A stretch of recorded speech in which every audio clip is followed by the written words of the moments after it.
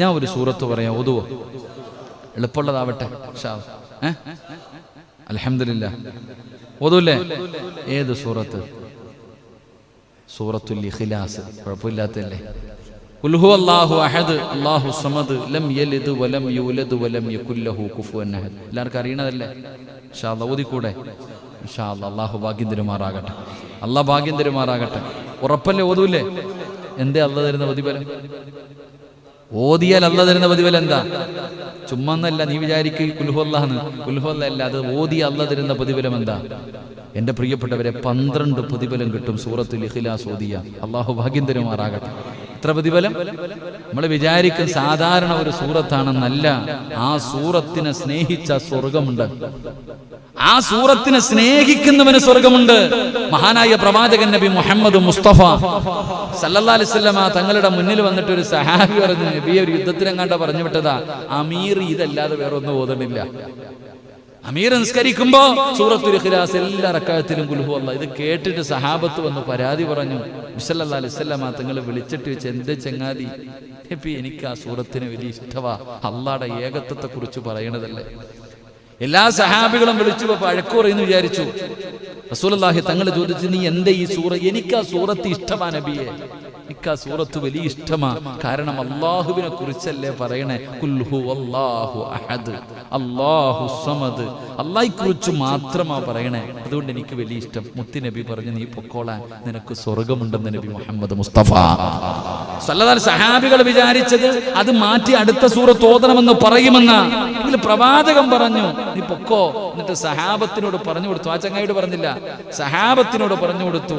ആ സഹാബിക്ക് സ്വർഗമുണ്ട്. കാരണം എന്തേ? ആ സൂറത്ത് ഇഷ്ടപ്പെട്ടത് കൊണ്ട്. അതാ സൂറത്തുൽ ഇഖ്ലാസ്. 12 നന്മകളുണ്ടെന്ന. ഓരോന്നും നമുക്ക് പഠിക്കണം. അല്ലാഹു ഭാഗ്യം തരുമാറാകട്ടെ. അല്ലാഹു ഭാഗ്യം തരുമാറാകട്ടെ. അപ്പൊ ഇൻഷാ അല്ലാഹ് ഇന്ന് മുതൽ ഓതൂലേ? ഓതൂലേ? അല്ലാഹുവേ, പ്രതിഫലം എന്താ? മഹാനായ നബി മുഹമ്മദ് മുസ്തഫ സല്ലല്ലാഹു അലൈഹി വസല്ലമ തങ്ങൾ പറയുകയാണ്, ഈ സൂറത്ത് നിങ്ങൾ ഓതുകയാണെങ്കിൽ അല്ലാഹു നിങ്ങൾക്ക് തരുന്ന പ്രതിഫലം എന്തെന്നറിയുമോ? സൂറത്തുൽ ഇഖ്ലാസ് മാത്രമല്ല, ഏത് സൂറത്ത് ഓതിയാലും അല്ലാഹുവിന്റെ ഖുർആനിനെ സ്നേഹിച്ചതിന്റെ പേരില് അല്ലാഹു നിനക്ക് തരുന്ന പ്രതിഫലം എന്തെന്നറിയുമോ? എന്റെ പ്രിയമുള്ള സഹോദരാ,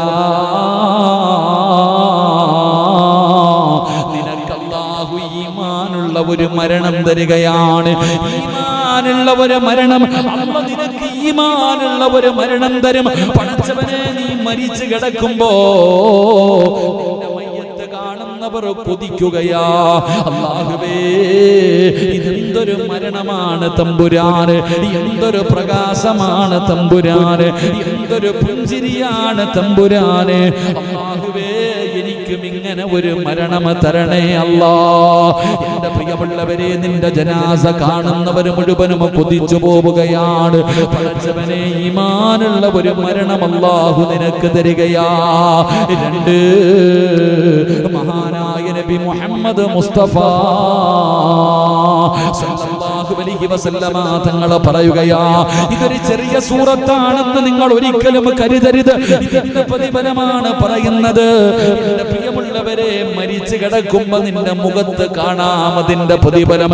നിന്റെ കുടുംബക്കാര് കാണുകയാണ്, നിന്റെ ഭാര്യ മക്കള് കാണുകയാണ്, നിന്റെ നാട്ടുകാര് കാണുകയാണ്. അല്ലാഹുവേ, മരിച്ചു കിടക്കുമ്പോ നിന്റെ മുഖത്ത് പ്രകാശമാ. അങ്ങനെ ഒരു പ്രകാശം എല്ലാവർക്കും കിട്ടൂല. എന്റെ പ്രിയമുള്ളവരെ, ജീവിച്ചിരിക്കുമ്പോ ചിരിക്കാൻ പറ്റും, പക്ഷേ മരിച്ചു കിടക്കുന്ന സമയത്ത് ആർക്കാ ചിരിക്കാൻ കഴിയുക? ആർക്കാ ചിരിക്കാൻ കഴിയുക? പടച്ചവനെ, ആ മരണവേദനയുടെ പ്രയാസത്തില് അല്ലാഹുവേ, പടച്ചവനെ, കിടപ്പിൽ കിടന്ന് മലമൂത്ര വിസർജനം നടത്തുകയാ. നിങ്ങൾ പലരുടെയും മയ്യത്ത് കണ്ടിട്ടുണ്ടല്ലോ, മുഖത്ത് നോക്കുമ്പോ തന്നെ ഭയമാണ്. മക്കളോട് പറയുന്നു, പോകണ്ട, പേടി തോന്നും, അറിയുമടാ പൊന്നുമോനെ, കണ്ണല്ലാഹുവേ മുഖമെല്ലാം കരിവാടിച്ച് കറുത്തു, മുഖമൊക്കെ കറുത്തുപോയി, കണ്ണിങ്ങനെ തെള്ളിയിട്ട് പടച്ചവനെ ഭയപ്പെടുത്തുന്ന രീതിയിൽ മരിച്ചു കിടക്കുകയാ.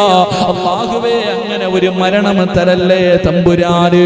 എന്റെ പ്രിയമുള്ള സഹോദരങ്ങളോട് പറയുകയാ, മരിച്ചു കിടക്കുമ്പോ കാണാൻ നിനക്ക് അല്ലാഹു തരുന്ന പ്രതിഫലം നിന്റെ മുഖത്ത് വല്ലാത്ത പുഞ്ചിരിയാണ്, നിന്റെ മുഖത്ത് വല്ലാത്ത പ്രകാശമാണ്. എന്റെ പ്രിയമുള്ളവരെ, ഇവിടെ ഇരിക്കുന്ന പലരും പടച്ചവനെ അത്തിപ്പറ്റ ഉസ്താദിന്റെ ഖബർ സിയാറത്ത് ചെയ്യാൻ പോയവരുണ്ടല്ലോ. ആ മഹാനവറുകൾ പടച്ചവനെ ക്യാൻസർ എന്ന് പറയുന്ന രോഗം പിടിച്ച് ഒരു ഭാഗം മുഴുവനും വല്ലാതെ പടച്ചവനെ അവിടെ നിന്ന് നല്ലതുപോലെ സംസാരിക്കാൻ പോലും കഴിയാത്ത അവസ്ഥയിൽ, പക്ഷേ മരിച്ചു കിടന്നപ്പോഴുള്ള പ്രകാശമുണ്ടല്ലോ, മരിച്ചു കിടന്നപ്പോഴുള്ള പ്രകാശമുണ്ടല്ലോ, ആ മുഖത്തെ പുഞ്ചിരിയുണ്ടല്ലോ. പടച്ചവനെ ഇതുപോലെ എത്രയോ മഹത്തുക്കള്, ഇതുപോലെ എത്രയോ പണ്ഡിതന്മാര് എന്റെ പ്രിയമുള്ളവരെ ഈ നാട്ടിലും നിങ്ങൾ ചിന്തിച്ചാ നിങ്ങൾക്ക് കാണാൻ കഴിയും. പലരും ചിരിച്ചുകൊണ്ട് കിടക്കുന്നത് കണ്ടവരാണ്. അതുകൊണ്ട് സഹോദരാ, അല്ലാഹു നിനക്ക് തരുന്ന ഒന്നാമത്തെ പ്രതിഫലം നിനക്ക് കാണാൻ പറ്റൂല, നിനക്ക് കാണാൻ പറ്റൂല. പക്ഷേ ജനാസ കാണാൻ വരുന്നവർക്ക് മുഴുവനും കാണാൻ കഴിയുകയാണ്. ഈമാനുള്ള ഒരു മരണം അല്ലാഹു നിനക്ക് തരികയാ. രണ്ട്, അല്ലാഹുവേ പടച്ചവനെ മലക്കുകൾ കരയുകയാണ്, മലക്കുകൾ കരയുകയാ. അല്ലാഹുവിന്റെ റസൂലല്ലേ പറഞ്ഞത്, അല്ലാഹുവിന്റെ റസൂലല്ലേ പറഞ്ഞത്, സഹാബാ പായിപ്പാട് ചില വീടുകളിലും മലക്കുകൾക്കറിയാം. ചില വീടുകളും മലക്കുകൾക്ക് പരിചയമുള്ള വീടാണെന്ന് നബി മുഹമ്മദ് മുസ്തഫ സല്ലല്ലാഹു അലൈഹി വസല്ലം തങ്ങൾ പറഞ്ഞു. മലക്കുകൾക്കറിയാം എന്റെ വീട്. ഇനിയിപ്പോ നമുക്കറിയോ? നിങ്ങൾ ഇരിക്കണ എല്ലാവരുടെ വീട് നിങ്ങൾക്കറിയോ? അറിയോ? അറിയില്ല. പക്ഷെ ആർക്കറിയാം? അള്ളാന്റെ മലക്കുകൾക്കറിയാം, അള്ളാഹുവിന്റെ മലക്കുകൾക്കറിയാം. മലക്കുകൾ ആകാശത്ത് നിന്ന് ഭൂമിയിലേക്ക് നോക്കുമ്പോ ചില വീട് പ്രകാശിക്കും അത്രേ. ഏത് വീട്? ഖുർആൻ ഓതുന്ന ഭവനം, ഖുർആൻ ഓതുന്ന വീട്. ഇനി ഏതെങ്കിലും ഒരു ദിവസം, എല്ലാ ദിവസവും നിന്റെ വീട്ടിൽ നിന്ന് ഖുർആൻ പാരായണം കേൾക്കാറുണ്ട്, ഒരു ദിവസം കേട്ടില്ലെങ്കിൽ മലക്കുകൾ പറയത്ര, അല്ലാ ആ സിറാജിന്റെ വീട്ടിൽ നിന്ന് ഖുർആൻ ഓതുന്നത് കേൾക്കണില്ലല്ലോ, അല്ലാ ആ ചങ്ങാതിക്ക് സുഖമില്ലെന്ന് തോന്നുന്ന പടച്ചവനെ ദുആ ചെയ്യത്രേ. അല്ലാഹുവേ എന്തെങ്കിലും ഒരു കുഴപ്പമുള്ളത് കൊണ്ടല്ലേ ഖുർആൻ ഓതാത്തത്? പടച്ചവനെ അല്ലാഹുവേ നീ പുറത്തു കൊടുക്ക്, ശിഫ കൊടുക്ക്, നീ കരുണ കാണിക്ക് എന്ന് മലക്കുകൾ പോലും ദുആ ചെയ്യുമെന്ന് ആദരവായ പ്രവാചകൻ നബി മുഹമ്മദ് മുസ്തഫ സല്ലല്ലാഹു അലൈഹി വസല്ലം. മലക്കുകൾക്ക് പരിചയമുള്ള ചില വീടുകളുണ്ട്. നമുക്കൊരു ദിവസം ഇത് പഠിക്കണം. അല്ലാഹു ഭാഗ്യം തരുമാറാകട്ടെ. പായിപ്പാടുള്ള ചില വീടുകൾ ആർക്കറിയാം? ജിബിരിൽ എന്ന മലക്കിന് പോലും അറിയാം. അങ്ങനത്തെ ചില വീടുകളുണ്ട്. അള്ളാഹു ആ കൂട്ടത്തിൽ നമ്മുടെ ഭവനത്തെ ഉൾപ്പെടുത്തി അനുഗ്രഹിക്കുമാറാകട്ടെ. എൻ്റെ പ്രിയമുള്ള സഹോദരങ്ങളെ, നിന്റെ മരണം മലക്കുകൾക്ക് പോലും വേദനയുണ്ടാക്കും. നിന്റെ മരണം മലക്കുകൾക്ക് പോലും വേദനയുണ്ടാക്കും. മൂന്നാമത്തെ പ്രതിഫലം എന്താ? എന്റെ പ്രിയമുള്ള സഹോദരങ്ങളെ, നീ മരിച്ചു കഴിഞ്ഞു, നിന്റെ മയ്യത്ത് കുളിപ്പിച്ചു കഴിഞ്ഞു, നിന്റെ മയ്യത്ത് കഫം പൊതിഞ്ഞു കഴിഞ്ഞു. സുബ്ഹാനല്ലാഹ്, ഈ പള്ളിയിൽ നിന്നും മയ്യത്ത് കട്ടിൽ നിന്റെ വീട്ടിലേക്ക് കൊണ്ടുവരികയാ. എന്റെ പ്രിയമുള്ള സഹോദരങ്ങളെ, മഹാനായ നബി മുഹമ്മദ് മുസ്തഫ സല്ലല്ലാഹു അലൈഹി വസല്ലമ തങ്ങൾ പറയുകയാണ്, പരിശുദ്ധമായ ഖുർആൻ ഓതുന്നവർക്ക് അല്ലാഹു തരുന്ന പ്രതിഫലം എന്താണ്? എന്റെ പ്രിയമുള്ള സഹോദരങ്ങളെ, മുഅ്മിനീങ്ങളെ, നിങ്ങളുടെ വീട്ടിലേക്ക് മയ്യത്ത് കട്ടിൽ കൊണ്ടുവരുമല്ലോ. കുടുംബക്കാര് മുഴുവനും നിന്നെ കുളിപ്പിച്ച് വെള്ള തുണിയിൽ പൊതിഞ്ഞിട്ട്, നല്ല വസ്ത്രത്തിൽ പൊതിഞ്ഞിട്ട്, പടച്ചവനെ അതാ കുടുംബക്കാര് മുഴുവനും സുഗന്ധമൊക്കെ തേച്ചിട്ട് ആ പള്ളിയിൽ നിന്ന് കൊണ്ടുവന്ന മയ്യത്ത് കട്ടിലിന്റെ മുകളിലേക്ക് നിങ്ങളെ എടുത്ത് കിടത്തിയിട്ട് എല്ലാവരും ലാ ഇലാഹ ഇല്ലല്ലാഹ് എന്ന് പറഞ്ഞുകൊണ്ട് ജനാസ ചുമന്നുകൊണ്ട് വരുമല്ലോ. പള്ളിയിലേക്ക് നിങ്ങളുടെ മയ്യത്തുകൾ കൊണ്ടുവരുമല്ലോ. അല്ലാഹുവിന്റെ ഖുർആൻ ഖുർആൻ ഓതുമെന്ന് തീരുമാനിച്ചവര്, അല്ലാഹുവിന്റെ ഖുർആനിനെ ബഹുമാനിക്കുമെന്ന് ആദരിക്കുമെന്ന് കരുതിയവര്, മനസ്സിൽ നിയ്യത്ത് ചെയ്തവര്, എന്റെ പ്രിയമുള്ളവരെയോ എത്രയോ പേര് പരിശുദ്ധമായ ഖുർആനെന്ന് തുറന്നു നോക്കാത്തവരുണ്ട്. പല വീടുകളുടെയും അലമാരിക്കകത്തുള്ള ഒരു കാഴ്ച വസ്തുവായിട്ട് ഖുർആൻ മാറിയല്ലോ. പല വീടിന്റെയും ടിവിയുടെ അടിയില്, പല വീടിന്റെയും തട്ടുംപുറത്ത് പൊടിയടിച്ചിട്ടാണ് അല്ലാഹുവിന്റെ ഖുർആൻ കിടക്കുന്നത്. അതിന്റെ മുകളിലിരിക്കുന്ന പൊടിയൊന്ന് തുടച്ചു കളയാൻ, അതിന്റെ മുകളിലിരിക്കുന്ന പൊടിയൊന്ന് തുടച്ചു കളയാൻ പലരും തയ്യാറാകാറില്ല. അതൊന്ന് തുറന്നു നോക്കാറില്ല, തുറന്നു നോക്കാറില്ല.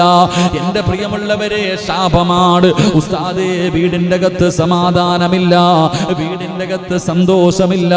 പടച്ചവനെ, പരാതി പറയുന്ന പിതാക്കന്മാരോട്, നിന്റെ വീടിന്റെ അകത്തിരിക്കുന്ന ഖുർആൻ, അലമാരിക്കകത്ത് നിരത്തി വെച്ചിരിക്കുന്ന ഖുർആൻ, അത് നീ ഒന്ന് തുറക്കാതെ വരുമ്പോ, അതൊന്ന് തുറന്നു ഓതാതെ വരുമ്പോ, ആ ഖുർആൻ നിന്റെ വീടിന്റെ അലമാരിക്കകത്തിരുന്നിട്ട് ആ ഖുർആൻ പറയുന്നു, നാഥാ എന്നെ ഒന്ന് തുറന്നു നോക്കുന്നത് പോലുമില്ല അല്ലാ. പടച്ചവനെ, എന്നെ ഓതുന്നില്ല തമ്പുരാന്, എന്നെ പാരായണം ചെയ്യുന്നില്ല തമ്പുരാന്, എന്റെ മുകളിലിരിക്കുന്ന പൊടി പോലും ഇവര് തുടയ്ക്കുന്നില്ല, ഇവരെന്നെ പരിഗണിക്കുന്നത് പോലുമില്ല. ആ ഖുർആൻ നിന്റെ വീടിന്റെ അകത്തിരുന്ന് നിനക്ക് ശാപമാ. ആ ഖുർആൻ നിന്നെ ശപിക്കുകയാണ്. പിന്നെ എങ്ങനെയാണ് നിന്റെ വീടിന്റെ അകത്ത് സമാധാനമുണ്ടാകുന്നത്, സന്തോഷമുണ്ടാകുന്നത്, നിന്റെ വീട്ടിൽ അഭിവൃദ്ധി ഉണ്ടാകുന്നത്, നിന്റെ വീടിന്റെ അകത്ത് ബറക്കത്തുണ്ടാകുന്നത്? അതുകൊണ്ട് എന്റെ പ്രിയമുള്ളവരെ, ഖുർആനിനെ ഹൃദയത്തിലേക്ക് ചേർത്ത് പിടിച്ചോ. നിർബന്ധമായിട്ടും പടച്ചവനെ, നീ നിന്റെ ഭാര്യയോട്, നിന്റെ മക്കളോട് പറയണം, മഗ്രിബ് നമസ്കാരം കഴിഞ്ഞാൽ ഒരു 5 മിനിറ്റെങ്കിലും ഈ വീടിന്റെ അകത്തിരുന്ന് ഖുർആൻ ഓതണം. അത് നിർബന്ധമാക്കണേ. അല്ലാതെ നീയും നിന്റെ കുടുംബവും ഖുർആനിന്റെ ശാപം കിട്ടുന്നവരാകരുത്. എങ്കിലും നിങ്ങൾക്ക് കിട്ടുന്ന പ്രതിഫലം എന്താ? എന്റെ പ്രിയപ്പെട്ട സഹോദരാ, എന്റെ പ്രിയപ്പെട്ട ചെറുപ്പക്കാരാ, എന്റെ ശബ്ദം കേൾക്കുന്ന ഉമ്മമാരെ, അല്ലാഹുവിന്റെ ഖുർആൻ അമിതമായി ഓതുന്ന എന്റെ പ്രിയപ്പെട്ടവര്, അല്ലാഹു നിങ്ങൾക്ക് തരുന്ന പ്രതിഫലം എന്തെന്നറിയുമോ? നിങ്ങളുടെ മയ്യത്ത് ചുമക്കുന്നതാരാ? നിങ്ങളുടെ മക്കളല്ല, നിങ്ങളുടെ കൂടപ്പറപ്പല്ല, നിങ്ങളുടെ കുടുംബക്കാരല്ല, നാട്ടുകാരല്ല. പിന്നെ നിങ്ങളുടെ ജനാസ ചുമക്കുന്നതാരാ? പായിപ്പാട് പള്ളിയിലേക്ക് നിന്റെ ജനാസ നിന്റെ വീട്ടിൽ നിന്ന് ചുമന്നു കൊണ്ടുവരുന്നതാരെന്നറിയുമോ? അല്ലാഹുവിന്റെ മലക്കുകളാ. അല്ലാഹുവിന്റെ മലക്കുകൾ നിന്റെ മയ്യത്ത് ചുമക്കുകയാ. മലക്കുകൾ, ഖുർആൻ സ്നേഹിച്ചവര്, ഖുർആനിനെ ഇഷ്ടപ്പെട്ടവര്, ഖുർആൻ ഓതിയവർ, അവരെ ഖുർആനിന്റെ അഹ്ലുകാര്, അവരുടെ ജനാസ മലക്കുകൾ ചുമക്കുകയാ. ഇതിനേക്കാളും എന്ത് പ്രതിഫലമാണ് വേണ്ടത്? ജനിച്ച കാലം മുതൽ മരിക്കുന്ന കാലം വരെ പടച്ചവനെ സ്തുതിച്ചു കൊണ്ടിരിക്കുന്ന പടച്ച റബ്ബിന്റെ മലക്കുകൾ നിന്റെ ജനാസ ചുമക്കുകയാ. ചെറിയ കുട്ടികൾ മുഴുവൻ ഇന്ന് ബൈക്ക് എടുത്തു കഴിഞ്ഞാൽ ഒരു സ്പീഡ് കൂടാനുള്ള കാരണം എന്തേ? ഇപ്പൊ ഗെയിമുകൾ ഇതിങ്ങനെ ഓടിച്ച് പഠിച്ചു അവസാനം ഇപ്പൊ അങ്ങനത്തെ ബൈക്ക്, ഇങ്ങനത്തെ ബൈക്ക്, പിന്നെ കയറിയിരുന്ന് കഴിഞ്ഞാൽ ഫ്ലൈറ്റിൽ ഓടുന്നത് പോലെ. അല്ലാഹു നമ്മുടെ മക്കളെ കാത്തുരക്ഷിക്കുമാറാകട്ടെ. അല്ലാഹു നമ്മുടെ മക്കളെ കാത്തുരക്ഷിക്കുമാറാകട്ടെ. എൻ്റെ പ്രിയമുള്ള സഹോദരങ്ങളെ, ഇവിടെ കബറ് കുഴിക്കുമ്പോൾ നിങ്ങൾ ആരെങ്കിലും കുഴിച്ചിട്ടുണ്ടോ? കബറ് കുഴിച്ചിട്ടുണ്ടോ? അപ്പൊ ആരെങ്കിലും കബറ് കുഴിച്ചിട്ടുണ്ടോ? ഉണ്ടോ? കൈ പൊക്കിക്കേ. കബറ് കുഴിച്ചവൻ ഓടിയിട്ടുണ്ട്. അൽഹംദുലില്ലാ. ആരെങ്കിലും ഒരു മയ്യത്തിന് ഖബറ് കുഴിച്ചു കൊടുത്താൽ സ്വർഗ്ഗത്ത് അവനൊരു വീട് വെച്ചു കൊടുക്കുന്ന പോലെ. ഈ പായിപ്പാടൊരു വീട് കെട്ടി എത്ര കൊല്ലം ജീവിക്കും നിങ്ങളൊക്കെ? ഞാനൊരു വീട് പണിതിട്ടുണ്ട്, ഞാൻ എത്ര കാലം ജീവിക്കും? ഞാൻ മരിക്കുന്നതോട് കൂടി തീർന്നു. എന്നാൽ ഞാൻ ഏറ്റവും കൂടുതൽ കിടക്കുന്ന എവിടാ? പള്ളിപ്പറമ്പില്. ഇപ്പൊ ഈ പായിപ്പാട് പള്ളിയുടെ ഖബർസ്ഥാനിൽ ഒരു 10, 30, 50 കൊല്ലം മുമ്പ് മരിച്ചവരും കിടപ്പില്ലേ? ഉണ്ടോ? 50 കൊല്ലം. ഇനി എത്ര കൊല്ലം കിടക്കണം? എത്ര കൊല്ലം? അപ്പൊ ഏറ്റവും കൂടുതൽ കിടക്കുന്നത് എവിടാ? ഏറ്റവും കൂടുതൽ കിടക്കുന്നത് എവിടാ? പള്ളിപ്പറമ്പില്. കോടികൾ മുടക്കി വീട് കെട്ടിയിട്ടിട്ടുണ്ട്, അവിടെ കിടക്കാൻ യോഗമില്ല, ഈ പള്ളിപ്പറമ്പിലാ വന്ന് കിടക്കുന്നത്. അതുകൊണ്ടാ പറഞ്ഞ പള്ളിക്ക് വല്ലതും കൊടുക്കാൻ. അതുകൊണ്ടാ പറഞ്ഞത് ഇതല്ലേ തറവാട്, ഇതല്ലേ തറവാട്. അവസാനം വന്ന് കിടക്കേണ്ടത് ഈ താഴെ കാണുന്ന ആ കാട്ടിലല്ലേ. എൻ്റെ പൊന്നാര സെക്രട്ടറി പ്രസിഡന്റ്, ഒരു ലൈറ്റ് വെക്കണം കേട്ടോ അവിടെ പള്ളിപ്പറമ്പിൽ. ആ പാവങ്ങൾക്ക് ഒരു പ്രകാശം. കാരണം കബറിന്റെ അകത്തേക്ക് പ്രകാശം കിട്ടിയില്ലെങ്കിൽ ലൈറ്റെങ്കിലും. ഇതിലെങ്ങോട്ട് ഇറങ്ങാൻ തന്നെ പേടിയാ. സുബ്ഹാനല്ലാഹ്. ഇവിടെ നിന്ന് അങ്ങോട്ട് ലൈറ്റൊക്കെ വെക്കണോപ്പാ. കബറാളികളാണെന്ന് പറഞ്ഞിട്ട് അവരെയും നമ്മൾ എന്ത് ചെയ്യാൻ പറയും, ഇരുട്ടിക്കൊണ്ട്. ഒന്നാമതേ കബറിന്റെ അകത്ത് ഇരുളെന്ത് ചെയ്യും. അപ്പൊ നിങ്ങൾ പറയും ഉസ്താദ് കബറിനകത്ത് തീയുണ്ടല്ലോ പിന്നെന്തിനാണ്. അങ്ങനെയല്ല, ഇപ്പൊ അവര് ലൈറ്റൊക്കെ വെക്കണം. ഇൻഷാ അല്ലാഹ് വെച്ചോ. ആ എൻ്റെ പൊന്നാര മെമ്പറെ പഞ്ചായത്തിൽ നിന്ന് വല്ലതും കിട്ടുമെങ്കിൽ അവിടെ ഒരു ലൈറ്റൊക്കെ വെച്ചുകൂടും ഇൻഷാ അല്ലാഹ്. കാരണം എന്താ, ഇപ്പം പള്ളിപ്പുറമ്പ് ഞാൻ അങ്ങനെ പോകുമ്പോൾ മതിലിൻ്റെ സൈഡിൽ അങ്ങനെ കൊണ്ട് പോകുമ്പോൾ ഒരു മതിലിൻ്റെ സൈഡിൽ ലൈറ്റ് ഇരിപ്പുണ്ട്. നിങ്ങളുടെ വീടാണ് അപ്പോൾ താഴെ ഉള്ളത്. ഇപ്പോൾ നിങ്ങളല്ലല്ലോ മറ്റേക്കാടെ വീട്, അങ്ങോട്ട് പോണ വഴി ലൈറ്റ്. ഇവിടെ പോകുമ്പോൾ ലൈറ്റൊക്കെ, ഒരു നല്ല ലൈറ്റൊക്കെ വെക്കണം. അൽഹംദുലില്ലാഹ്. അള്ളാഹു നമ്മുടെ ഖബറിടം അള്ളാഹു പ്രകാശമാക്കി തരുമാറാകട്ടെ. എൻ്റെ പ്രിയപ്പെട്ട സഹോദരങ്ങളെ, ഖബറ് കുഴിച്ചാൽ എന്തേ പ്രതിഫലം? ഒരു വീട് വെച്ചു കൊടുക്കാം. കബറാളികൾക്കൊരു വീട് വെച്ചു കൊടുക്കുക. കബറ് കുഴിക്കാന്ന് പറഞ്ഞതാ. അള്ളാഹു നിനക്ക് സ്വർഗത്തിലൊരു ഭവനം തരുമെന്ന് നബി മുഹമ്മദ് മുസ്തഫ. ഖബറ് നിനക്കെന്ന് പറഞ്ഞാൽ നിനക്ക് ഖബറ് കുഴിക്കണ സമയത്ത് പോയി കൂടണം. എന്താ നിങ്ങൾക്കൊന്നും ഖബറ് കുഴിക്കാൻ അറിയില്ല? ഇവിടെ ആരാപ്പ കുഴിക്കണത്? അത് വെളിയിൽ നിന്ന് വിളിക്കുമല്ലേ. ഇവിടെ അങ്ങനെ അതിനൊരു ബാച്ച് വേണം. അതാ ഞാൻ നേരത്തെ പറഞ്ഞത്. പള്ളിയിൽ ഖബറ് കുഴിക്കാൻ അൽഹംദുലില്ലാഹ് ചെറുപ്പക്കാരൊക്കെ ഖബറ് കുഴിക്കാൻ മരിച്ചതിന് ശേഷമല്ലപ്പാ, നേരത്തെ ഒരു ഖബറ് കുഴിച്ചിടണം.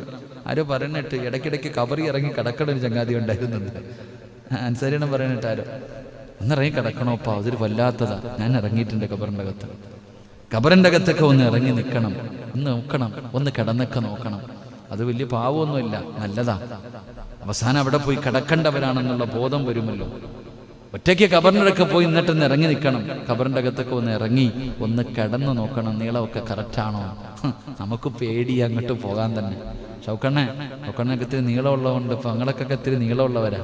ഇത്തിരി ഖബറിന് ഇത്തിരി സാധാരണ പോരാ, ഇത്തിരി നീളത്തിൽ വേണം ഇൻഷാ അല്ലാഹ്. ഷൗക്കണ്ണൻ പേടിച്ചു പോയോ? അല്ലാഹു ദീർഘായുസ്സ് കൊടുക്കുമാറാകട്ടെ. പാവം അൽഹംദുലില്ലാഹ്. ഷൗക്കണ്ണൻ പറഞ്ഞിരിക്കുന്ന നേരത്തെ വെട്ടിയിടണമെന്നല്ലേ. എൻ്റെ പ്രിയപ്പെട്ട സഹോദരങ്ങളെ, ഖബർ കുഴിക്കാൻ കൂടണം കേട്ടോ. ഖബർ കുഴിക്കുന്നത് കണ്ടാൽ ഇൻഷാ അല്ലാഹ് ജമാഅത്ത് ഇപ്പം തീരുമാനിച്ചിട്ടുണ്ട് നേരത്തെ കുഴിച്ചിടാൻ, നേരത്തെ ഖബർ കുഴിച്ചിടാൻ. ഖബർ കുഴിക്കുന്ന സമയത്ത് പോയിട്ട് ഒരു മമ്മട്ടി കൊണ്ടെങ്കിലും ഒന്ന് വെട്ടിക്കൂട്. കാരണം ഒരു വീട് വെച്ചു കൊടുക്കുക. ഒരു ഖബറാളികൾക്ക് നീ ഒരു വീട് വെച്ചു കൊടുക്കുക. ആ വീട് വെച്ചു കൊടുക്കുന്നതിന് പകരം അല്ലാഹ് എവിടെ വീട് തരും? സ്വർഗത്തിൽ വീട് തരും. അപ്പൊ ഇനി മുതൽ ഖബർ കുഴിക്കുമ്പോൾ കൂടുവോ? ഇവിടെ ചെറുപ്പക്കാർ ഒരുപാട് പേര്, ഇവിടെ ചങ്ങായിമാരെ ഇനി പള്ളിപ്പറമ്പിൽ ഇറങ്ങണം ഖബറ് വെട്ടാൻ കേട്ടോ. മാരൊക്കെ പഠിപ്പിക്കണം. എല്ലാവരും ഖബറ് വെട്ടാൻ അറിയുന്ന ഒരാൾ മതി, പിന്നെ ബാക്കിയൊക്കെ പഠിക്കാൻ. കുഴി വാഴയ്ക്ക് വീട്ടിൽ തെങ്ങിന് പോലും കുഴിയെടുക്കാത്ത ടീമുകളാണ്. എൻ്റെ പ്രിയപ്പെട്ട സഹോദരങ്ങൾ, അള്ളാഹു നമുക്ക് ഈമാൻ തരുമാറാകട്ടെ. ഞാൻ പറഞ്ഞത്, ഖബറ് കുഴിക്കുന്ന സമയത്ത് ചിലർക്ക് ഖബറ് വെട്ടുമ്പോൾ ഒരു മണം, ഒരു സുഗന്ധം. ചില ആൾക്കാരെ ഖബറടക്കുന്നതിന് വേണ്ടി ഖബറ് കുഴിക്കുന്ന സമയത്ത് മണ്ണിന് പോലും സുഗന്ധം. ആരുടെ മണ്ണ്? ആർക്ക് വേണ്ടി ഖബറ് കുഴിക്കുമ്പോഴാ? അല്ലാഹുവിന്റെ ഖുർആനിനെ സ്നേഹിച്ചവരുണ്ടല്ലോ, പരിശുദ്ധമായ ഖുർആനിനെ ഹൃദയത്തിൽ ചുമക്കുന്നവരുണ്ടല്ലോ, മക്കളെ ഖുർആൻ അനുസരിച്ച് ജീവിപ്പിക്കുന്നവരുണ്ടല്ലോ, മക്കളെ ഖുർആൻ പഠിപ്പിക്കുന്നവരുണ്ടല്ലോ. എൻ്റെ പ്രിയമുള്ളവരെ, നിങ്ങൾ വിചാരിക്കും ഞാൻ വെറുതെ പറഞ്ഞതാണെന്ന്. ഒരിക്കലുമല്ല. തെളിവ് വേണോ? മഹാനായ നബി മുഹമ്മദ് മുസ്തഫ സല്ലല്ലാഹു അലൈഹി വസല്ലമ തങ്ങളുടെ സഹാബിയാണ് സഅദ് ഇബ്നു മുആദ് റളിയല്ലാഹു തആല അൻഹു. ചെറുപ്പക്കാരനായിരുന്നു. 36ാമത്തെ വയസ്സിലാണ് സഅദ് ഇബ്നു മുആദ് തങ്ങൾ വഫാത്താകുന്നത്. മുസ്ലിമായത് 30ാമത്തെ വയസ്സിൽ. എത്രാമത്തെ വയസ്സിൽ മുസ്ലിമായി? 30. എത്രാമത്തെ വയസ്സിൽ മരണപ്പെട്ടു? 36. 6 വർഷമേ മുസ്ലിമായി ജീവിച്ചുള്ളൂ. നമ്മൾ 50ഉം 60ഉമായി. അള്ളാഹു കാക്കുമാറാകട്ടെ. 6 വർഷം മുസ്ലിമായി ജീവിച്ച ഈ സഹാബി മരിച്ചപ്പോ അള്ളാന്റെ അർശ് പോലും കുലുങ്ങി എന്ന് ചരിത്രം പറയാ. ഈ 6 കൊല്ലം മുസ്ലിമായി ജീവിച്ച സഹാബി മരിച്ചപ്പോ അള്ളാഹുവിന്റെ അർശ് പോലും കുലുങ്ങി എന്ന് ചരിത്രം പഠിപ്പിക്കുന്നു. അള്ളാഹു ഈമാൻ തരുമാറാകട്ടെ. അപ്പൊ അതല്ലേ വിശ്വാസി? 60 കൊല്ലം ജീവിച്ചില്ല, 6 കൊല്ലം ജീവിച്ച ഈ 36 വയസ്സുകാരനായി സഹാബി, 36 38 വയസ്സ്, ഓർമ്മയില്ല, 6 കൊല്ലമേ ജീവിച്ചുള്ളൂ ചരിത്രം പറയുന്നു. 6 അല്ലെങ്കിൽ 8 വയസ്സ്.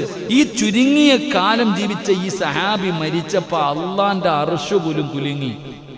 ചരിത്രം പറയുകയാ, ഈ സഹാബിയുടെ മയ്യത്ത് കാണാൻ പോയവർക്ക് കൊതി തോന്നി. കാരണം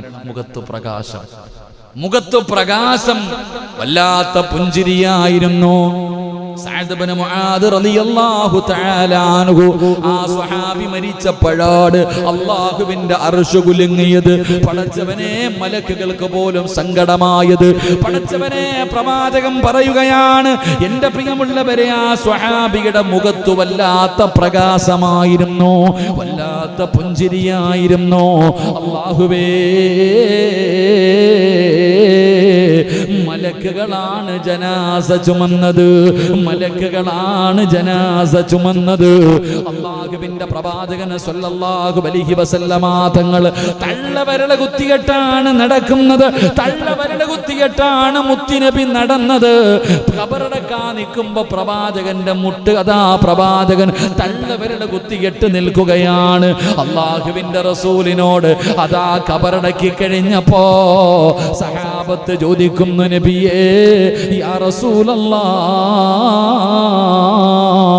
അല്ലാഹുവിന്റെ പ്രവാചകരെ, എന്തേ നബിയേ തള്ളവിരൽ കുത്തിയിട്ട് നിന്നത്? സഹാബാ, സ്ഥലമില്ല സഹാബ, കാല് കുത്താ സ്ഥലമില്ല സഹാബ. ആകാശ ലോകത്ത് നിന്ന് 70,000 മലക്കുകൾ ഇറങ്ങി വന്നു, 70,000 മലക്കുകൾ ഇറങ്ങി വന്നു. എനിക്ക് കാല് കുത്താൻ പോലും സ്ഥലമില്ല, എന്റെ തള്ളവിരൽ കുത്തിയിട്ട് നിന്നതാണ് സഹാബ.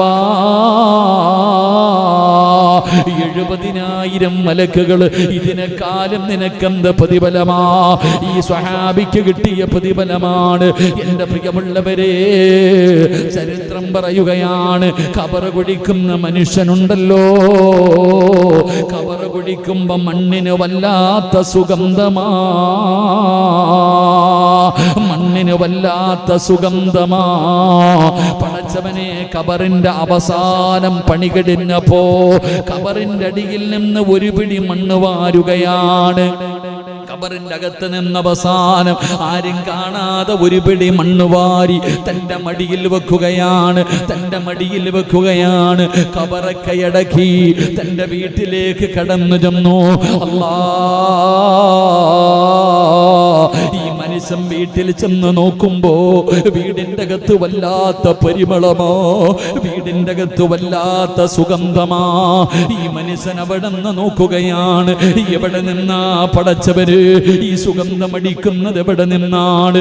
അല്ലാഹുവേ, നോക്കുമ്പോ സഅദ് ഇബ്നു മുആദ് റളിയല്ലാഹു തആല അൻഹുവിന്റെ ഖബറിന്റെ അകത്ത് നിന്ന് വാരിയ മണ്ണിലാ പടച്ചവനെ വല്ലാത്ത സുഗന്ധമായിരുന്നു. അവിടുന്ന് ചരിത്രം പറയുകയാണ്, ആ മനുഷ്യൻ അവിടുന്ന് സ്വപ്നം കാണുകയാ. സഅദ് ഇബ്നു മുആദ് റളിയല്ലാഹു തആല അൻഹുവിനെ സ്വപ്നം കാണുകയാണ്.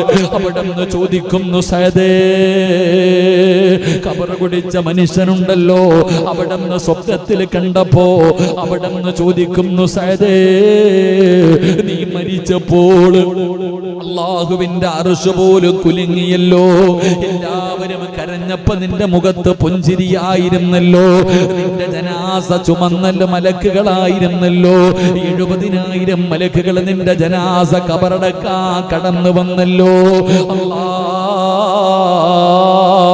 ഖബർ കുടിച്ചപ്പം മണ്ണിന് പോലും സുഗന്ധമാ, ഖബറിലെ മണ്ണിന് പോലും സുഗന്ധമാ. എങ്ങനെ കിട്ടി മുആദ്? എങ്ങനെയാണ് നിനക്ക് ഈ പ്രതിഫലം കിട്ടിയത്? മഹാനായ സഅദ് ഇബ്നു മുആദ് റളിയല്ലാഹു തആല അൻഹു പറഞ്ഞ മറുപടി എന്തെന്നറിയോ? ഞാൻ ഓതിയ ഖുർആനിന്റെയും ഞാൻ പിടിച്ച സുന്നത്ത് നോമ്പിന്റെയും പ്രതിഫലമാ. ഞാൻ ഖുർആൻ ഓതിയതിന് പടച്ച റബ്ബ് എനിക്ക് തന്ന പ്രതിഫലമാ. ഈ ചരിത്രം നമുക്ക് മറക്കാൻ കഴിയുമോ?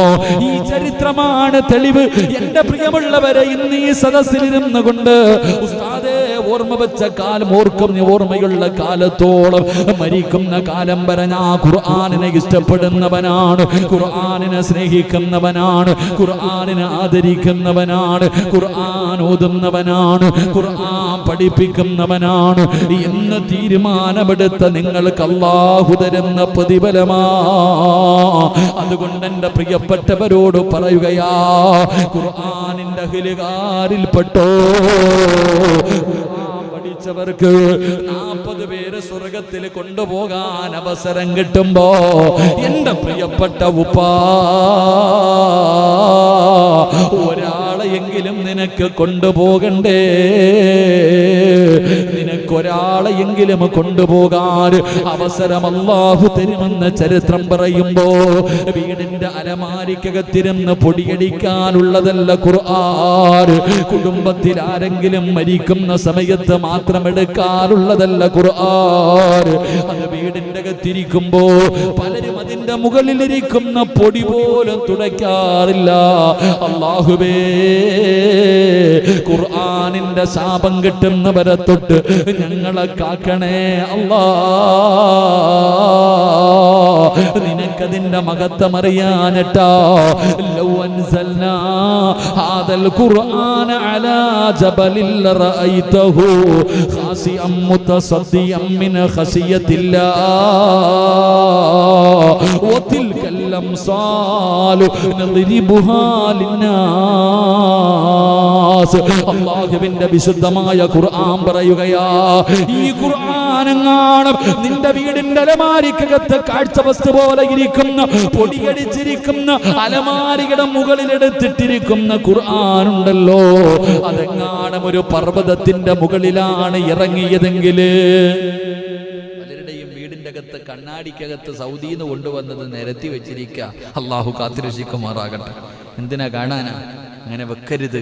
അങ്ങനെ വെച്ചിട്ടുണ്ടെങ്കിൽ ഓരോ ദിവസം ഓരോ ഖുർആൻ എടുത്ത് തുറന്നു നോക്കണം. ഇല്ലെങ്കിൽ അത് അവിടെ ഇരുന്ന് ശപിക്കും. അതാ നിന്റെ വീട് നേരെയാകാത്തത്. അള്ളാഹു കാത്തിരക്ഷിക്കുമാറാകട്ടെ. നിന്റെ ജീവിതത്തിൽ പ്രയാസങ്ങളും പ്രതിസന്ധികളും ദുഃഖങ്ങളും ദുരിതങ്ങളും വേദനകളും പടച്ചവനെ ജീവിതത്തിലേക്ക് കടന്നു വരുമ്പോ അല്ലാഹുവിന്റെ വിശുദ്ധമായ ഖുർആൻ പഠിച്ച മകനെ പിടിച്ചിരുത്തിയിട്ട് മോനെ ദുആ ചെയ്യടാ, ഉമ്മയുടെ രോഗം മാറട്ടെ, വാപ്പയുടെ കച്ചവടത്തിൽ അഭിവൃദ്ധി ഉണ്ടാകട്ടെ, മോനെ സമാധാനമുള്ള ജീവിതം കിട്ടാൻ അല്ലാഹുവിന്റെ മുന്നിൽ ഖുർആൻ ഹൃദയത്തിൽ കൊണ്ട് നടക്കുന്ന നീയൊന്ന് ദുആ ചെയ്യാൻ അവനെങ്ങാനും പടച്ച റബ്ബിന്റെ മുന്നിലേക്ക് ഇരു കരങ്ങൾ ഉയർത്തിയിട്ട് ദുആ ചെയ്താ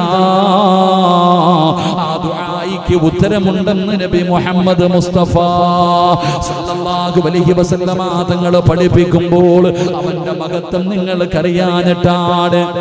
അവൻ അല്ലാഹു കൊടുത്തിരിക്കുന്ന സ്ഥാനം എന്താണ്? മഹാനായ പ്രവാചകൻ സല്ലല്ലാഹു അലൈഹി വസല്ലമ തങ്ങൾ പറയുകയാ, ആ മനുഷ്യൻ ഈ ലോകത്ത് നിന്ന് യാത്ര പറയുമ്പോൾ നിന്റെ പൊന്നാര മകനുണ്ടല്ലോ, അല്ലാഹുവിന്റെ വിശുദ്ധമായ ഖുർആൻ ഹൃദയത്തിൽ കൊണ്ട് നടക്കുന്നവനുണ്ടല്ലോ, അവൻ ഈ ലോകത്ത് നിന്ന് യാത്ര പറയുമ്പോ സക്കറാത്തിന്റെ അവസ്ഥയിൽ മരണത്തോട് മല്ലടിച്ചുകൊണ്ട് കിടക്കുമ്പോ അല്ലാഹുവിന്റെ മലക്കുകൾ ചോദിക്കുകയാ, അല്ലാ തഖാഫൂ വലാ തഹ്സനൂ വഅബ്ശിറൂ ബിൽ ജന്നാ. വിശുദ്ധമായ ഖുർആൻ പഠിച്ച മകന് മരിക്കുന്ന സമയത്ത് അവന് സക്കറാത്തിന്റെ അവസ്ഥയിൽ മരണത്തോട് മല്ലടിച്ചുകൊണ്ട് കിടക്കുമ്പോ അതാ മലക്കുൽ മൗത്തിനെ കാണുന്ന സമയമുണ്ടല്ലോ, മലക്കുകൾ ചോദിക്കുന്നു, എന്തിനാടാ മോനെ കരയുന്നത്? എന്തിനാ നീ പേടിക്കുന്നത്? നീ ഖുർആൻ ഇഷ്ടപ്പെട്ടവനല്ലേ? നീ ഖുർആൻ പഠിച്ചവനല്ലേ? നീ ഖുർആൻ ചുമക്കുന്നവനല്ലേ? മോനെ, നിനക്കല്ല സ്വർഗത്തിൽ തരുന്ന പ്രതിഫലം കാണണോ? നമ്മൾ മരിക്കുമ്പോ സ്വർഗം കണ്ടിട്ടാണ് മരിക്കുന്നത്. ഒരു മുഅ്മിന് മരിക്കുന്ന സമയം അല്ലാഹുവിനെ ഭയന്നുകൊണ്ട് തഖ്വയായ ജീവിതം നയിച്ച് നടന്ന മനുഷ്യൻ മരിക്കുമ്പോ അവൻ സ്വർഗം കണ്ടിട്ടാണ് മരിക്കുന്നത്. എങ്കിൽ അല്ലാഹുവിന്റെ ഖുർആൻ പഠിക്കുന്നവർ മരിക്കുമ്പോൾ, അല്ലാഹുവിന്റെ ഖുർആൻ ചുമന്നവർ മരിക്കുമ്പോ സ്വർഗത്തിൽ അള്ളാഹുവിന്റെ ഇരിപ്പിടമാ അല്ലാഹ് കാണിച്ചു കൊടുക്കുന്നത്. ഇതാണ് സ്വർഗമെന്നല്ല പറയുന്നത്, ഇതാടാ നിനക്കല്ല തരുന്ന പ്രതിഫലം. സ്വർഗത്തിലെ നിന്റെ ഇരിപ്പിടം ഇതാടാ, സ്വർഗത്തിലെ നിന്റെ വീടിതാടാ. വഅബ്ശിറൂ ബിൽ ജന്നാ, സ്വർഗം ഇങ്ങനെ കാണിച്ചു കൊടുത്ത്, സ്വർഗത്തിലെ തന്റെ സ്ഥാനം ഇങ്ങനെ കാണിച്ചു കൊടുക്കുകയാ. അല്ലാഹുവിന്റെ റസൂല് പറഞ്ഞു കിട്ടുന്ന രണ്ടാമത്തെ പ്രതിഫലം, മൂന്നാമത്തെ പ്രതിഫലം എന്തെന്നറിയോ? സുബ്ഹാനല്ലാഹ്,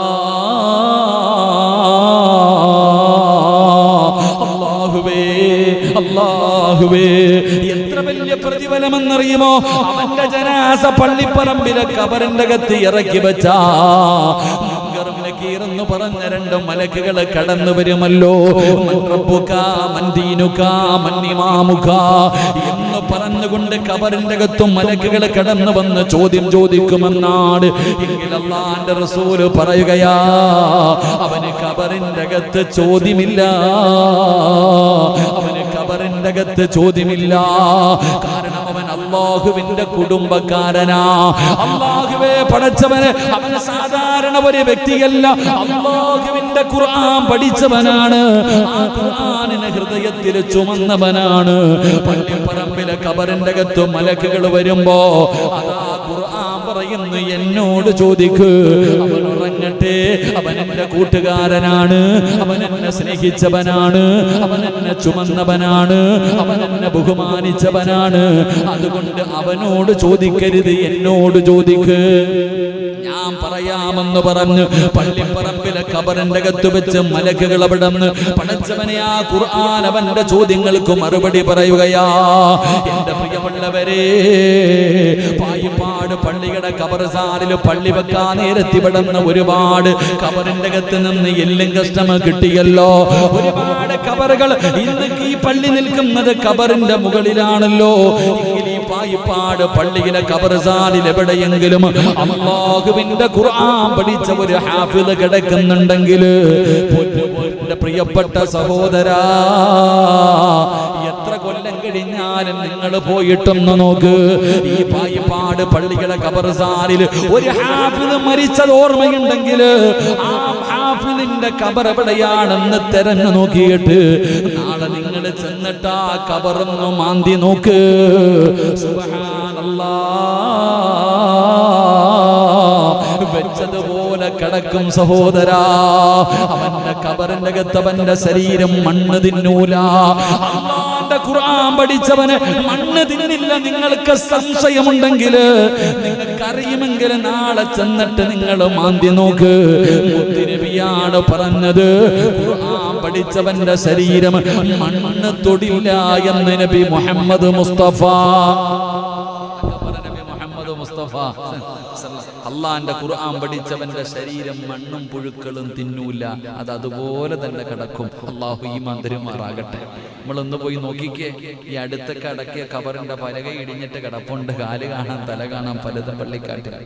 എന്നാൽ ഖുർആൻ അതാണ്, ഖുർആൻ തൊടില്ല, മണ്ണ് തിന്നൂല, പുഴുക്കൾ തിന്നൂല, അതുപോലെ തന്നെ കിടന്നുറങ്ങും. അള്ളാഹു നമുക്ക് ഈമാൻ തരുമാറാകട്ടെ, അള്ളാഹു നമുക്ക് ഈമാൻ തരുമാറാകട്ടെ. നാളെ പടച്ച റബ്ബിന്റെ പരലോകത്തേക്ക് ഖബറിന്റെ അകത്ത് നിന്ന് എഴുന്നേക്കുമ്പോ തലയിലിരിക്കണ മുടി തട്ടിക്കളഞ്ഞിട്ട് ചോദിക്കും, ആരാപ്പ എന്നെ വിളിച്ചേ? ഉറക്കത്തിൽ നിന്ന് രാവിലെ കല്യാണം കഴിഞ്ഞ് ഫസ്റ്റ് നൈറ്റിൽ കടന്നുറങ്ങിയിട്ട് പുതിയാപ്പള ഉറക്കത്തിൽ നിന്ന് എഴുന്നേക്കണ പോലെ ഈ ഖുർആൻ പഠിച്ച മകന് പായിപ്പാട് പള്ളിയുടെ ഖബർസ്ഥാനിൽ നിന്ന് എഴുന്നേറ്റിട്ട് ചോദിക്ക, ആരാ വിളിച്ചുണർത്തിയേ? അല്ലാഹു ആരം പടച്ചോനെ, നാലിച്ചു വയ്ക്ക്. നമ്മളുടെ അവസ്ഥയൊന്ന് ആലിക്ക്, നമ്മളെങ്ങനെ എഴുന്നേക്കാം? ഇവിടെ നിന്ന് ഓരോ മനുഷ്യനും എഴുന്നേക്കുന്ന രംഗം നിങ്ങളൊന്ന് ചിന്തിക്ക്. ഖുർആൻ പഠിച്ചവൻ എഴുന്നേറ്റിട്ട് ചോദിക്കുന്നു, ആരാ വിളിച്ചുണർത്തിയത്? അല്ലാ പടച്ചോൻ, ഇത് ആരാപ്പ നിക്കണേ? ഖബറിന്റെ അകത്ത് നിന്ന് എഴുന്നേറ്റ് നോക്ക, ആരാ നിക്കണ? ഒരാള് സുന്ദരനായി സുമുഖനായിട്ട് ഇങ്ങനെ നിക്ക. എടാ ചങ്ങാതി, എഴുന്നേക്ക്, നമുക്ക് പോകാം. മശ്റയാ, ഇന്ന് മശ്റയാ, അല്ലാഹുവാണ് വിളിച്ചിരിക്കുന്നത്. എഴുന്നേക്ക്. നീ ആരാടാ ചങ്ങാതി എന്നെ വിളിക്കാൻ? നീ ആരാ? എന്നെ ഞാൻ കണ്ടിട്ടൊന്നും ഇല്ലല്ലോ, നമ്മൾ തമ്മിൽ പരിചയമൊന്നും ഇല്ലല്ലോ. എടാ മോനെ, നീ ചുമന്നോണ്ട് നടന്ന ഖുർആനാടാ ഞാൻ. ഞാനാണ് പരിശുദ്ധമായ ഖുർആൻ. നീ എഴുന്നേക്ക്, വിളിച്ചുണർത്തിയിട്ട് പടച്ചവനെ നല്ല വസ്ത്രങ്ങൾ അങ്ങോട്ട് കൊടുക്കുക, സ്വർഗത്തിലെ വസ്ത്രം ധരിപ്പിക്കുക. ഏറ്റവും കൂടുതൽ വില കൂടിയ വസ്ത്രങ്ങൾ, അള്ളാഹുവിന്റെ സ്വർഗത്തിലെ വസ്ത്രങ്ങളൊക്കെ ധരിപ്പിച്ചിട്ട് ഇവന്റെ തലയിൽ കിരീടം വെച്ച് കൊടുക്കുന്ന, ഇവന്റെ ഉമ്മാക്കും ഉപ്പാക്കും കിട്ടണ അതിലും വേറെ. ഇവന്റെ ഈ ഖുർആൻ പഠിക്കുന്ന ഒരു വിദ്യാർത്ഥി, ആ വിദ്യാർത്ഥിയുടെ മാതാപിതാക്കൾക്ക് പോലും പ്രത്യേക പരിഗണനയുണ്ടെന്നാ. അപ്പൊ ഇവന്റെ തലയിൽ ഇങ്ങനെ വസ്ത്രവും വെച്ച് തൊപ്പിയൊക്കെ വെച്ചു കൊടുത്തിട്ട് ഖുർആൻ ഇങ്ങനെ കയ്യിൽ പിടിച്ചിട്ട് അള്ളാടെ മുന്നിൽ കൊണ്ടോ, പടച്ചവനെ അള്ളാ ഇവന് സ്വർഗം കൊടുക്കണം തമ്പുരാനെ. അള്ളാടെ മുന്നിൽ ഞാനും നിങ്ങളും പടച്ച റബ്ബിന്റെ മുന്നിൽ നിന്നിട്ട് ഉരുക, ഉടുതുണിയുണ്ടോ? സുബ്ഹാനല്ലാഹ്. ഉമ്മ പ്രസവിച്ചിട്ടതുപോലെ നമ്മളൊക്കെ നിൽക്കുന്നത് നാളെ പടച്ച റബ്ബിന്റെ കോടതിയിൽ ഉടുതുണിയില്ലാതെ ചേലാകർമ്മം പോലും ചെയ്യേണ്ട അവസ്ഥയിലാണ് നമ്മൾ നിൽക്കുന്നത്. നാളെ ഇങ്ങനെ നിൽക്കുന്ന ദിവസം അള്ളാടെ മുന്നിൽ നിന്ന് വിറയ്ക്ക ഒരാൾ പോലും തല ഉയർത്തില്ല എന്നാണ് ഹദീസിന്റെ കിതാബുകൾ പറയുന്നു. മുഖം പോലും ഉയർത്താൻ പേടിച്ചിട്ട് അത്രയും ഭയാനകമായ ദിവസം. നഫ്സി നഫ്സി, പ്രവാചകന്മാര് പോലും കരയണമെങ്കിൽ ആ ദിവസം ചിന്തിക്കുക. അള്ളാഹുവിന്റെ പ്രവാചകന്മാര് പോലും സ്വന്തം കാര്യം ഓർത്തിട്ട് കരയ. മഹാനായ നബി മുഹമ്മദ് മുസ്തഫ സല്ലല്ലാഹു അലൈഹി വസല്ലമ തങ്ങൾ ഒരു സഹാബിയോട്, ഇബ്നു മസ്ഊദ് റളിയല്ലാഹു തആല അൻഹു ഖുർആൻ ഓതുകയെ അടുത്ത് വന്നിരുന്നിട്ട് പറഞ്ഞു, ഇബ്നു മസ്ഊദേ എനിക്കൊന്ന് ഖുർആൻ ഓതി തരുവോ? ഇബ്നു മസ്ഊദ് റളിയല്ലാഹു തആല അൻഹു ചോദിച്ചു, നബിയെ അങ്ങക്കല്ലേ ഖുർആൻ ഇറങ്ങിയേ, ഞാൻ ഓതി തരണോ? പ്രവാചകൻ സല്ലല്ലാഹു അലൈഹി വസല്ലം തങ്ങൾ പറഞ്ഞു, നീ ഓത്, എനിക്ക് നീ ഓതുന്നത് കേൾക്കാൻ വലിയ ഇഷ്ടമാണ്. അള്ളാഹുവിന്റെ പ്രവാചകൻ സല്ലല്ലാഹു അലൈഹി വസല്ലം തങ്ങൾ അവിടെ നിന്ന് പറഞ്ഞു, എനിക്ക് വേണ്ടി ഒന്ന് ഖുർആൻ ഓതിത്താ. മഹാനായ ഇബ്നു മസ്ഊദ് റളിയല്ലാഹു തആല അൻഹു പരിശുദ്ധമായ ഖുർആൻ സൂറത്തുൻ നിസാ ആണ് ഓതുന്നത്. അള്ളാന്റെ വിശുദ്ധമായ ഖുർആൻ സൂറത്തുൻ നിസാ ഇങ്ങനെ ഓതുകയാണ്. അള്ളാന്റെ റസൂൽ സല്ലല്ലാഹു അലൈഹി വസല്ലമ തങ്ങള് അവിടെ ഇങ്ങനെ കേട്ടുകൊണ്ടിരിക്കുകയാണ്. അതാ ഇങ്ങനെ ഓതി ഓതി വരികയാണ്. റബ്ബേ, പരിശുദ്ധമായ ഖുർആൻ ഇങ്ങനെ ഓതിക്കൊണ്ടിരിക്കുമ്പോ അതാ പരിശുദ്ധമായ ഖുർആൻ സൂറത്തുൻ നിസാ ഇങ്ങനെ ഓതിക്കൊണ്ടിരിക്കുകയാണ്. അത് ഓതുന്ന സമയത്താണ് ഇബ്നു മസ്ഊദ് റളിയല്ലാഹു തആല അൻഹു നാളെ ഓരോ സമുദായത്തിന്റെയും പ്രവാചകന്മാര് നാളെ സാക്ഷികളാക്കി നാളെ പരലോകത്ത് കൊണ്ടുവരുമെന്നുള്ള ആയത്ത് ഓതുമ്പോ ജിനാബിക ഹൗലാഇ ശഹീദ് ആയത്തങ്ങ് ഓതുമ്പോ അല്ലാഹുവിന്റെ റസൂല് പറയുന്നു, ഇബ്നു മസ്ഊദ് ഇനി ഓതല്ലേ, ഇനി കേൾക്കാനുള്ള ധൈര്യമില്ല, ഇനി ഓതരുത് ഖുർആൻ, മതി മതി നിർത്ത്, ഇത് കേൾക്കാനുള്ള ശക്തി എനിക്കില്ല. അല്ലാഹുവേ, ഇബ്നു മസ്ഊദ് റളിയല്ലാഹു തആല അൻഹു പറയുകയാ, ഞാൻ തിരിഞ്ഞു നോക്കിയപ്പോൾ റസൂലുള്ളാഹിയുടെ താടിരൂമത്തിലൂടെ കണ്ണുനീര് ഒഴുകുകയാണ്. ഏതായത്താ ഓതിയത്? ഈ ഉമ്മത്തിന്റെ സാക്ഷിയായിട്ട് നാളെ പരലോകത്ത് മുത്തുനബിയെ കൊണ്ടുവരും. ഓരോ പ്രവാചകന്മാരെയും അവരുടെ അനുയായികൾക്ക് സാക്ഷിയായിട്ട് കൊണ്ടുവരുമെന്നുള്ള ഖുർആനായത്ത് കേട്ടപ്പോ അല്ലാഹുവിന്റെ പ്രവാചകൻ പോലും കരഞ്ഞു പോയെന്ന് ചരിത്രം പറയുമ്പോ ആ പരലോകത്താണ് ഞാനും നിങ്ങളും നിൽക്കുമ്പോ ഖബറിന്റെ അകത്ത് നിന്ന് നിന്റെ പൊന്നാര മകനെയോ മകളെയോ അല്ലാഹുവിന്റെ വിശുദ്ധമായ ഖുർആൻ പിടിച്ചു കൊണ്ടുവരികയാ. എന്നിട്ട് പറയുന്നു, നാഥാ, പടച്ചവനെ, എത്രയോ ആൾക്കാര് ഖുർആൻ പഠിക്കാതെ ഖുർആൻ ഓതാതെ ഒന്ന് തുറന്നു പോലും നോക്കാതെ എന്റെ മുകളിൽ ഇരുന്ന പൊടി പോലും ഒന്ന് തുടച്ച് കളയാതെ എത്രയോ പേര് എന്നെ ബഹുമാനിക്കാതിരുന്നപ്പോ അല്ലാഹുവേ, ഇവൻ എന്നെ ബഹുമാനിച്ചവനാണല്ലാ, ഇവൻ ഹൃദയത്തിൽ ചുമന്നവനാണല്ലാ. അതുകൊണ്ട് റബ്ബേ, ഇവന് നീ സ്വർഗം കൊടുക്കണേ അല്ലാ. നാളെ വിചാരണയില്ല, നിന്റെ പൊന്നുമോന് നാളെ ഹിസാബില്ല, നാളെ പടച്ചവൻ അവനോട് ചോദിക്കില്ല, നാളെ അവനെ വിചാരണ ചെയ്യില്ല. അല്ലാഹു പറയും, അതാടാ സ്വർഗം, നിനക്കിഷ്ടമുള്ള വാതിലിലൂടെ കേറിപ്പോക്കോ. നാളെ അവനോട് പറയുകയാ, ഈ കാണുന്ന സ്വർഗത്തിന്റെ ഏത് കവാടത്തിലൂടെ വേണമെങ്കിലും കടന്നു പോക്കോ. അല്ലാഹുവേ, നിന്റെ പൊന്നാര മകൻ സ്വർഗത്തിലേക്ക് കടന്നു പോവുകയാ. അവൻ സ്വർഗത്തിന്റെ മുന്നിലെത്തുമ്പോ, അവൻ സ്വർഗത്തിലേക്ക് പോകുമ്പോ അവന്റെ കുടുംബക്കാര് കടന്ന് യാചിക്കുകയാ. അവന്റെ കുടുംബക്കാരിൽ പലരും നരകത്തിലേക്ക് മലക്കുകൾ കൊണ്ടുപോവുകയാണ്. അവർ പലരും നരകത്തിന്റെ അവകാശികളാണ്. ഇവൻ പദാ സ്വർഗത്തിന്റെ മുന്നിൽ പോയിട്ട് അല്ലാഹുവിന്റെ മുന്നിലേക്ക് കരഞ്ഞുകൊണ്ട് തിരിച്ചു വരികയാ. അല്ലാഹുവിന്റെ മുന്നിലേക്ക് കരഞ്ഞുകൊണ്ട് തിരിച്ചു വരികയാ. അല്ലാഹു ചോദിക്കുന്നു, നിനക്ക് ഞാൻ സ്വർഗം തന്നില്ലേ? എന്തിനാ മോനെ കരയുന്നത്? നിന്നോട് സ്വർഗത്തിന് പോകാൻ പറഞ്ഞിരിക്കുകയല്ലേ? എന്തിനാ പൊന്നുമോനെ നീ കരയുന്നത്? അല്ലാഹുവേ, എന്റെ ഉമ്മയും എന്റെ ഉപ്പയും എന്റെ കൂടപ്പറപ്പും എന്റെ കുടുംബക്കാര് ഇവരൊക്കെ നരകത്തിൽ പോകുമ്പോ എനിക്ക് മാത്രം എന്തിനാ പടച്ചവനെ സ്വർഗം? എന്റെ ഈ കുടുംബക്കാര് മുഴുവനും നരകത്തിലാണല്ലോ. എന്റെ മാതാപിതാക്കൾ, എന്റെ കുടുംബക്കാര് പലരും നരകത്തിന്റെ അവകാശികളുടെ കൂട്ടത്തിൽ കിടക്കുകയാ. ആ സമയത്ത് ഞാൻ മാത്രം എങ്ങനെയാ പടച്ചവനെ സ്വർഗത്തിൽ പോകുന്നത്?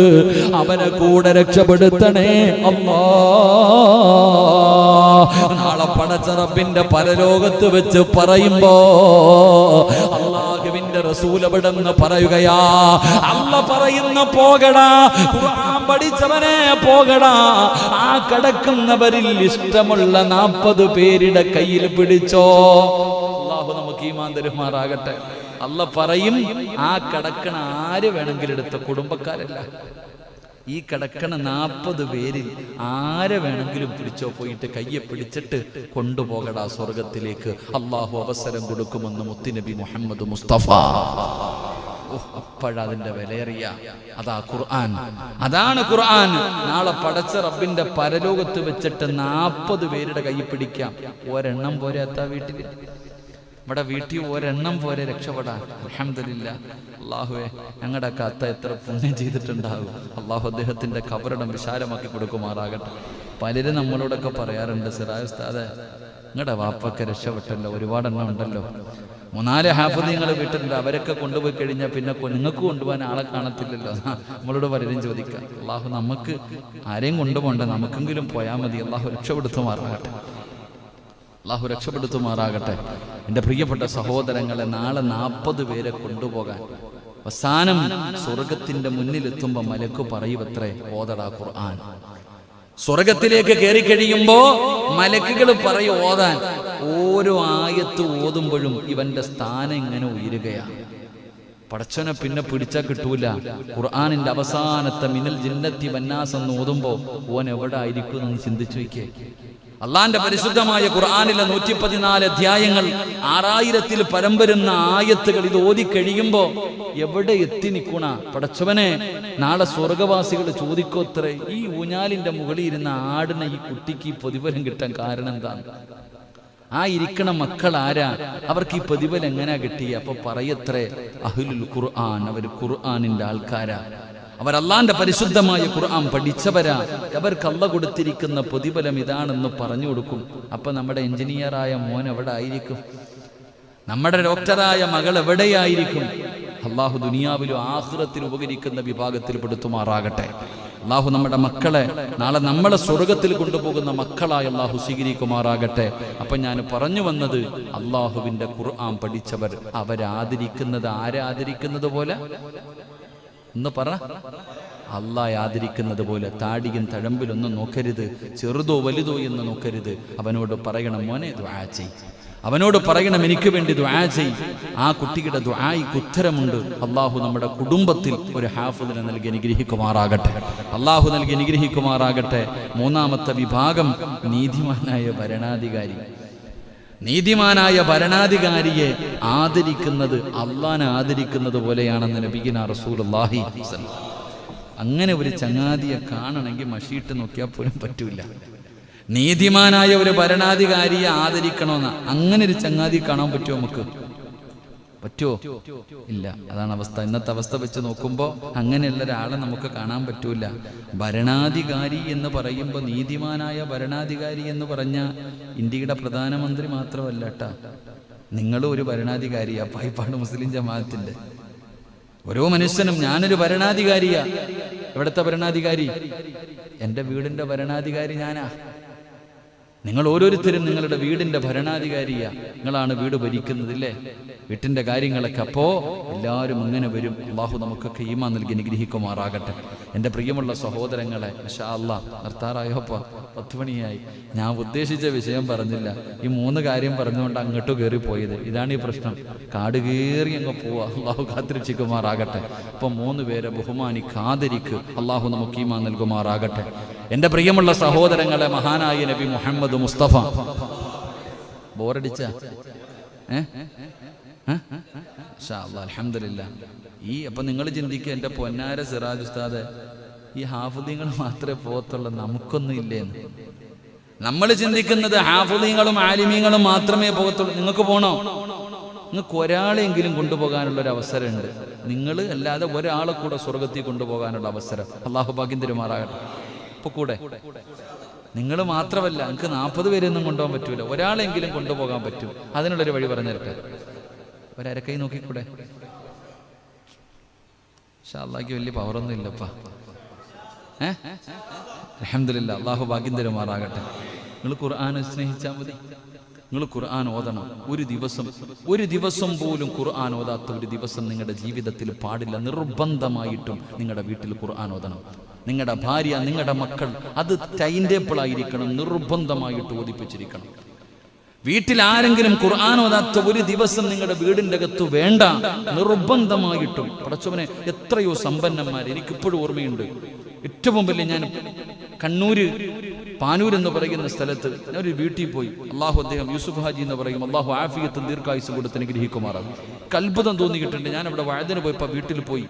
ഇത്ര വലിയ സമ്പന്നനാണ്. ഇത്ര തലാൽ ഗ്രൂപ്പിന്റെ MD ആണ്. ഒരുപാട് സ്ഥാപനങ്ങളുള്ളവരാണ്. ഞാൻ അദ്ദേഹത്തിന്റെ വീട്ടിൽ പോയി. മഗ്രിബ് നമസ്കാരം കഴിഞ്ഞപ്പോൾ എനിക്ക് അത്ഭുതം തോന്നി. ഇത്രയും വലിയ സമ്പന്നനായിട്ടും ആ മഗ്രിബ് നമസ്കാരം കഴിഞ്ഞപ്പോൾ ആ വീട്ടിലെ കൊച്ചു കുട്ടികൾ വരെ ഇരുന്ന് ഖുർആൻ ഓതുക. ആ വീട്ടിലെ ആണുങ്ങളും പെണ്ണുങ്ങളും കുട്ടികൾ വരെ, അതാ വീട്ടിലെ നിയമമാ. ഇത്രയും വലിയ സമ്പന്നനായ മനുഷ്യന്റെ വീടിന്റെ അകത്ത് പോലും മഗ്രിബ് നമസ്കാരം കഴിഞ്ഞാൽ ഖുർആൻ ഓതിയിരിക്കണം, നിർബന്ധം. ഒരു 10 മിനിറ്റ്. അത് കഴിഞ്ഞ് പഠിക്കാൻ തന്നെ അവകാശമുള്ളൂ. ഇത് ഞാൻ പറയുന്നത് ഏതെങ്കിലും ഒരു പാവപ്പെട്ടവന്റെ കുടിലിലെ കാര്യമല്ല. ഒരുപാട് സൂപ്പർ മാർക്കറ്റുകളുള്ള തലാൽ ഗ്രൂപ്പ് എന്ന് പറയുന്ന വലിയൊരു ഗ്രൂപ്പ്, അവരുടെ കുടുംബത്തിന്റെ അവസ്ഥയാ. അള്ളാഹു അദ്ദേഹത്തിന് ദീർഘായുസ് കൊടുത്ത് അനുഗ്രഹിക്കുമാറാകട്ടെ. ആഫിയത്തും ദീർഘായുസും അൽഹംദുലില്ലാ നമ്മളൊക്കെ വലിയ ഇഷ്ടപ്പെടുന്നവരാ. അള്ളാഹു ആഫിയത്തും ദീർഘായുസും കൊടുക്കുമാറാകട്ടെ. എൻ്റെ പ്രിയപ്പെട്ട സഹോദരങ്ങൾ, അതാണ് വീട് നിർബന്ധം. എനിക്ക് ഞാൻ ചോദിച്ചു, ഭക്ഷണം ഒരുമിച്ച് കഴിക്കുക വീട്ടിൽ? എവിടെ പോയാലും ഓടിപ്പിടച്ച് വരും മക്കളൊക്കെ. കാരണം എന്തേ? ഒരുമിച്ച് ഒറ്റ വീട്ടിൽ, ആ വലിയ വീടിൻ്റെ അകത്ത് ഒരുമിച്ചിരുന്ന് അവർ ഭക്ഷണം കഴിക്കാറുള്ളൂ. അതൊക്കെ ആയിരിക്കാം അവരുടെയൊക്കെ ജീവിതത്തിലും ബിസിനസ്സിലെയും ബറക്കത്ത്. അള്ളാഹു നിലനിർത്തി കൊടുക്കുമാറാകട്ടെ. എൻ്റെ പ്രിയപ്പെട്ട സഹോദരങ്ങളെ, ഞാൻ പറഞ്ഞത്, നിർബന്ധമായും നമ്മുടെ വീടുകളിൽ ഖുർആൻ ഓതുന്നത് നിർബന്ധമാക്കണം. അങ്ങനെ നമ്മൾ ഓതാൻ തയ്യാറായാൽ, മഹാനായ നബിയിന റസൂലുള്ളാഹി സ്വല്ലല്ലാഹു അലൈഹി വസല്ലമ തങ്ങൾ പറഞ്ഞു, അള്ളാഹുവിന് ചില അടുത്ത ആൾക്കാരുണ്ടെന്ന് പറഞ്ഞാൽ കുടുംബക്കാർ, നമ്മളെ പോലുള്ള കുടുംബമല്ല, അള്ളാഹുവിനോട് അടുത്തവർ. റസൂലുള്ളാഹി സ്വല്ലല്ലാഹു അലൈഹി വസല്ലമ തങ്ങളോട് സഹാബത്ത് ചോദിക്കുന്ന, അള്ളാഹിന് കുടുംബക്കാരുണ്ടോ നബിയെ? ഉണ്ട്. ആരാ? അഹ്ലുൽ ഖുർആൻ, ഖുർആനിന്റെ അഹ്ലുകാര്. അള്ളാഹ്ക്ക് മക്കളോ കൂടപ്പുറപ്പോ അല്ല, അള്ളാഹുവിലേക്ക് അത്രയും അടുത്തവരാരാ? ഖുർആൻ പഠിക്കുകയും പഠിപ്പിക്കുകയും ആ ഖുർആനിനെ ഹൃദയത്തിൽ കൊണ്ടു നടക്കുകയും ഓതുകയും ചെയ്യുന്നവർ. അള്ളാഹു ഭാഗ്യം തരുമാറാകട്ടെ. അപ്പൊ ഇൻഷാ അല്ലാഹ് ഓതിക്കൂടെ?